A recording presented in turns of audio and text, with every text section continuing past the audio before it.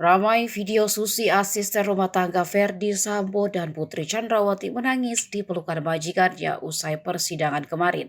Hal itu terjadi usai Susi rampung memberikan keterangan sebagai saksi dalam kasus pembunuhan berencana terhadap Brigadir Yosua atau Nofriansah Yosua Huta Barat. Awalnya majelis hakim menunda sidang untuk jeda sejenak pada pukul 18.00 waktu Indonesia Barat. Saat hendak meninggalkan ruang sidang utama, Susi berjalan ke arah Putri Chandrawati, istri dari Verdi Sambo. Susi dan Putri terlihat saling berpelukan sambil membicarakan sesuatu. Tak lama berselang, Susi yang menyeka air mata sempat menyapa Verdi Sambo yang telah berdiri di pintu keluar.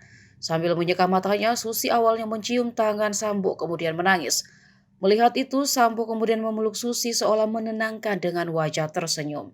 Susi juga memeluk Putri dan Sambo pada awal sidang dimulai.